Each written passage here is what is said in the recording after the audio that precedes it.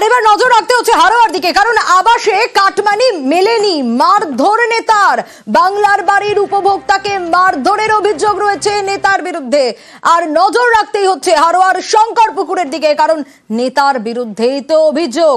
প্রথম কিস্তির টাকা মিলতেই কাটমানি দাবি করেছে নেতা। কি অভিযোগ আগে সেটা শোনাই।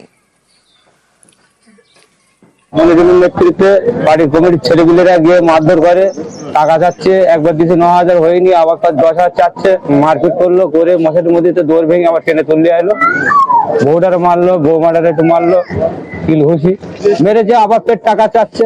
এই হাড়ায় ডাক্তার দেখে থানায় আইলাম এই রিপোর্ট করতে, যেন মুক্তি চাই, ভালো বিচারটাই যেন পায়। বাকিটা জিয়াউলের কাছ থেকে জানবো। জিয়াউল, আমরা দর্শকদের শোনাচ্ছিলাম যে অভিযোগ প্রথম কিস্তির টাকা পেয়েছে, তারপরেই নেতা কাটমানি দাবি করছে, আর যখন সেই টাকা দেওয়া যায়নি তখন মারধরের অভিযোগ এই নেতার বিরুদ্ধে। অভিযোগ তো হয়েছে, ব্যবস্থা কিছু নেওয়া হয়েছে? দেখো, এখনো পর্যন্ত অভিযোগই হয়েছে, অর্থাৎ একেবারে হাড়োয়া থানার সোনাপুকুর শঙ্করপুর গ্রাম পঞ্চায়েতের বরজ গ্রামে এখানে পাঁচু মন্ডল বলে তিনি আবাসের ঘরে টাকা পেয়েছেন। প্রথম কিস্তি টাকা এসছেন, প্রথম কিস্তির টাকা ঢোকার পরেই এলাকার পঞ্চায়েত সদস্য তার কাছে গিয়ে এবং তার সাঙ্গপাঙ্গরা গিয়ে বলে যে তাকে 10,000 টাকা কাটমানি দিতে হবে। এর আগে তিনি 9,000 টাকা দিয়েছেন, কিন্তু আবার টাকা তারা দাবি করছেন। কেন টাকা দাবি করছেন এবং তারা না দিলে তাকে মারধর করা হয়েছে, তার বাড়ি গিয়ে ভাঙচুর করা হয়েছে। ইতিমধ্যে তার বাড়ি কিন্তু ভাঙচুর, আর কি অর্থাৎ একেবারে ভাঙাচোরা বাড়ি, সেই বাড়িতে গিয়েও ভাঙচুর করা হয় এবং শুধুমাত্র কাটমানির টাকা দিতে হবে, না দিলে এলাকায় যেমন থাকা যাবে না, এলাকার টাকা দিতে হবে, না দিলে তার বাড়ি ভাঙচুর করা হবে। কাটমানি দাবি মারধরের যেসব অভিযোগ, সেসব অভিযোগ তো নেতা অস্বীকার করছে, বলছে চক্রান্ত করে তাকে ফাঁসানো হচ্ছে, পাল্টা দাবি করছেন তিনি।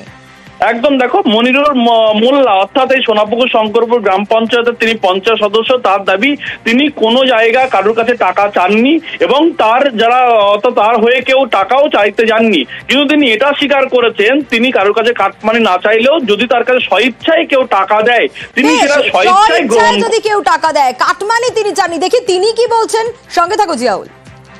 এরকম ঘটনা ঘটেছে আমি জানি না, আমি শুনলাম যে একেবারে ঘটনা ঘটেছে, সঠিক আমি জানি না। আমি তো 1 টাকা চাইনি, কেউ যদি ভালোবেসে 2 টাকা দেয় সেইটাই ঠিক, আর খুশি করে যদি কিছু দেয় তাহলে নিতে পারো। জিয়াউল, এখনো পর্যন্ত ব্যবস্থা কিছু নেওয়া হয়নি তুমি যেমনটা বলছিলে, কিন্তু তদন্তে কি উঠে আসছে? একদম, দেখো, তদন্তে অর্থাৎ এই মনিরুল মোল্লা তিনি টাকা চেয়েছেন এবং তিনি টাকা চাওয়ার পরে ফলে এটা তার যেটা বক্তব্য, তিনি টাকা চাইলেও যেটা স্বইচ্ছায় তাকে দেয় সেইটা তিনি নেন। ইতিমধ্যে কিন্তু থানায় অভিযোগ দায়ের হয়েছে। অভিযোগের ভিতরে শাসক দলের পক্ষ থেকে বলা হচ্ছে, তৃণমূলের পক্ষ থেকে বলা হচ্ছে যে সবটাই চক্রান্ত করা হচ্ছে, বিজেপি, সিপিএম, আইএসএফ চক্রান্ত করে শাসক দলকে কালিমালিপ্ত করার জন্য এই ধরনের অভিযোগ করেছেন। এবং একজন প্রাক্তন পঞ্চায়েত সদস্য যে এর আগে এই এলাকায় পঞ্চায়েত সদস্য ছিলেন, তার ইন্ধনেও এই অভিযুক্তরা অর্থাৎ যারা মারধর খেয়েছে তারা নাকি গিয়ে থানায় অভিযোগ করেছেন। সবটা ইতিমধ্যে থানায় লিখিত অভিযোগ দায়ের হয়েছে, অভিযোগের ভিত্তিতে পুলিশ তদন্ত শুরু করেছে।